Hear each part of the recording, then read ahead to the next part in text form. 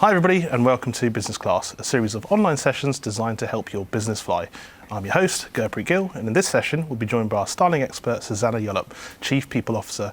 We'll be talking you through the ins and outs of supporting your team and getting the best out of your people. Hi Gurpreet, good to be here. Thank you, Susanna. And Susanna, I've been here for 2 years for our viewers, and I provide relationship manager support to our business banking customers. I'm also on hand to support with any questions our customers may have. But what's best of all is I get to speak with amazing customers all the time. So now in this part of the session, we're going to be broken into two parts, and we're going to take questions from our business owners that we hear all the time from. We'll also touch on industry best practices and also what we do here in Starling Bank. So the question I'd sort of like to ask you, good self, is what are the top 3 things a business owner should consider when it comes to their team?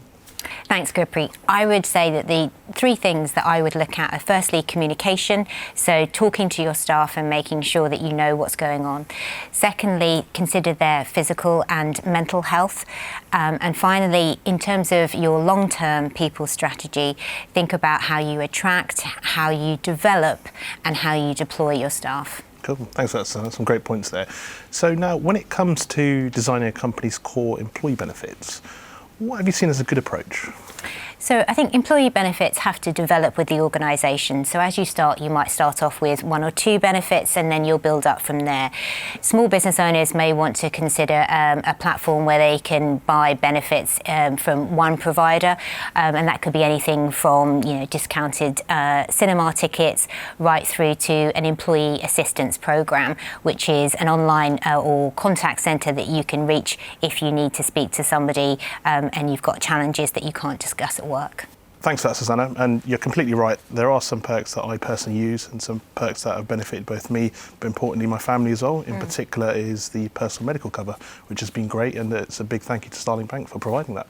Great. So on to our next question, Susanna. Are there any frameworks or guides that you'd recommend business owners look at and that you take inspiration from? So you could try the TEAMS acronym. So T is for tailor. So consider how you tailor your policies and processes for individuals and your workforce. One size definitely doesn't fit all. So consider how you can provide that flexibility for people. E, empathy. It's really important to understand what's going on in people's lives outside of work so that you can help them to perform best at work. A is awareness, which again is all about communication. So talking to your people, finding out what's going on. Motivation, how are you going to motivate your staff? What rewards can you provide? But really importantly, what recognition can you give them about their success at work? And finally, S, structure. Provide a structure which will allow them to work efficiently and effectively. Thanks for that, Susanna. So following on with our next question, how do you know the right time to grow your team? So I think you'll know when you need to grow your team. Your customers will be wanting more from you and you'll need to provide more for them. And that's when you need to grow your team.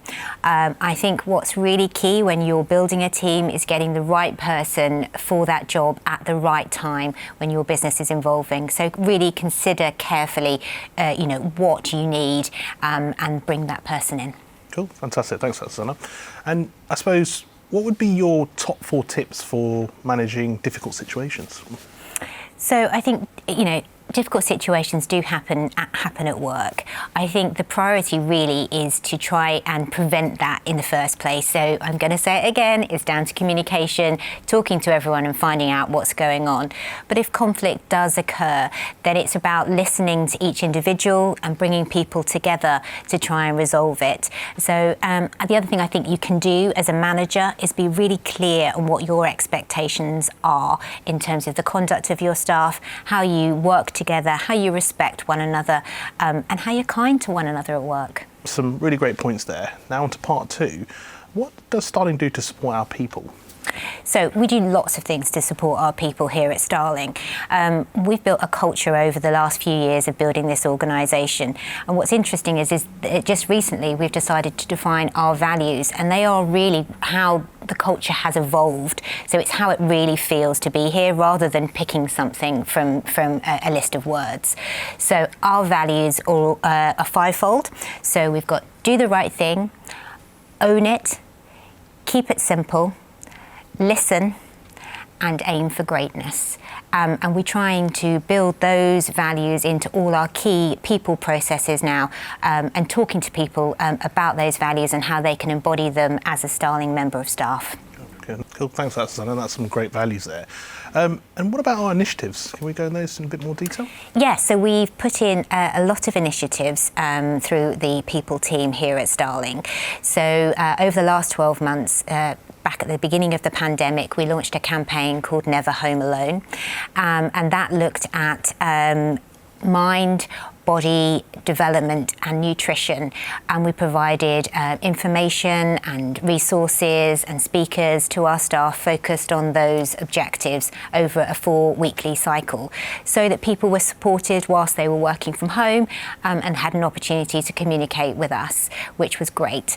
The other thing that has been really useful in terms of communication over the last 12 months is broadcasts from our leadership team, and particularly from our CEO Anne Bowden, taking questions, whatever questions from employees, so that we've got that chain of communication going, and that's been really important.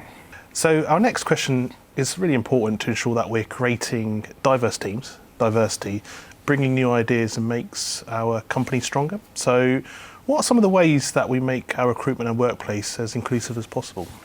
So we are a bank led by a female founder, which is a great start. And gender diversity has always been important to Starling, as are the other aspects of diversity. So we've signed up for the Women in Finance Charter, and this year we've also joined the If Not Now, When campaign to support our black colleagues. And we're doing practical things also in the workplace. So again, we've looked at launching a pilot reciprocal mentoring programme for our black employees, and we also have an always open forum where people can bring things that are important to them into work to discuss them, share them and raise awareness. Fantastic. Some real good key points there, Susanna, and thanks for sharing with us. So I suppose, lastly, with your experience as a business owner and a senior exec member of the team, what would you say is your number one top tip for a good work-life balance? So I think that's very difficult, especially when you're running your own business. The things that I would think about are prioritisation, giving yourself time to think, and importantly, being kind to yourself, even when you get it wrong. Cool, fantastic. Thanks for that. Thank you, Gurpreet. Thank you. Well, that's it, folks. We do really hope that you've enjoyed today's session. If there's any questions we haven't answered, please do feel free to send them in, or you can visit starlingbank.com. And once again, thanks for watching.